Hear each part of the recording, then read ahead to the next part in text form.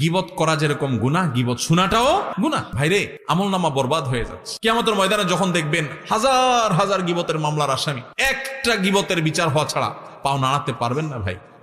সেদিন আফসোস করবেন, আল্লাহর কসম, একটা গীবতের গুনাহ আমলনামা থেকে মুছতে পারবেন না।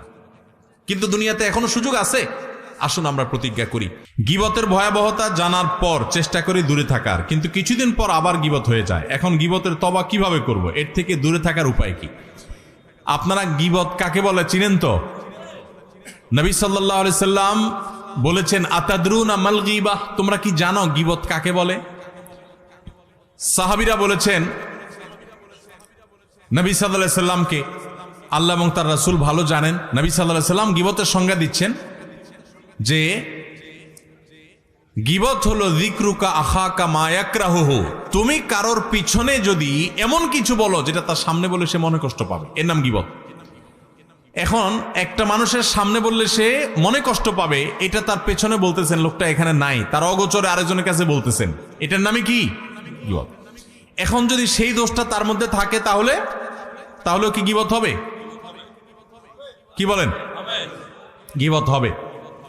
আমাদের দেশে যারা গীবত করে, সবাই কম বেশি গীবত অনেক সময় হয়ে যায় আমাদের দ্বারা, আল্লাহ আমাদের মাফ করুক। গীবত করার ক্ষেত্রে কিছু লোক আছে যারা গীবত করে, গীবত করার সময় শয়তান তাদেরকে একটা মাসআলা সাপ্লাই করে। কি সাপ্লাই করে? একটা মাসআলা। কোন মুফতি সাহেব দেয় না, কে দেয়? শয়তানে। মাসআলাটা কি জানেন? মাসআলাটা হলো, আপনি যদি বলেন ভাই কারোর পিছনে সমালোচনা করা ঠিক না, ভাই গীবত করা খুব ভয়াবহ গুনাহ, ভাই কোরআনে আল্লাহ তাআলা এটাকে মৃত ভাইয়ের গোশত খাইলে যেরকম অপরাধ, নোংরামি, এটাকে সেরকম বলেছেন, এবং গীবত পরিষ্কার হারাম, আল্লাহ তাআলা নিষেধ করেছেন। আপনি আরেকজনের গীবত করেন না, এটা বললে তখন ওই লোকরে শয়তান ওহী করে, শয়তান তার মাথায় দেয় বুদ্ধি, সে তখন জবাব দেয়, দেখেন ভাই আমি যেটা বলতেছি সত্য বলতেছি, আমি কোনো উল্টাপাল্টা মিথ্যা কথা বলতেছি না, আপনি চেক করে দেখেন।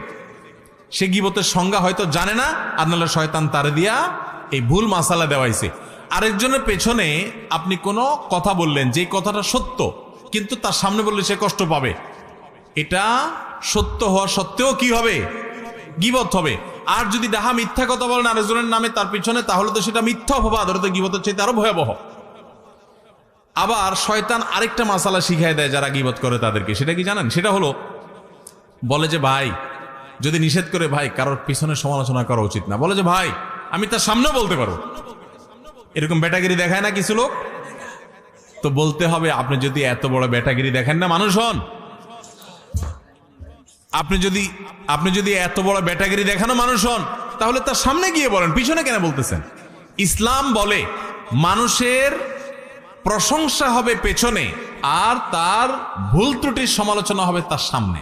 ভালো করে শুনেন, মানুষের প্রশংসা করতে হবে পিছনে না সামনে? পিছনে। সামনে প্রশংসা করা যাবে, এইটা যেই মাহফিলে বসে বলতেছি, এই মাহফিলের স্টেজেই হয়তোবা, আমার নামার আগে খুব একটা বলে না আজকে, বিভিন্ন মাহফিলে যেটা হয় যে বক্তারে বসায় রেখা পোস্টারে 5 মাইল লম্বা তার প্রশংসা লেখে, আছে না নাই? আলেম কুলের শিরোনমি বনি, কামেলে মোকাম্মাল, অমুকে তমুক, 3 মাইল লম্বা প্রশংসা লেখে। শুধু লিখলে হইতো, ওখানে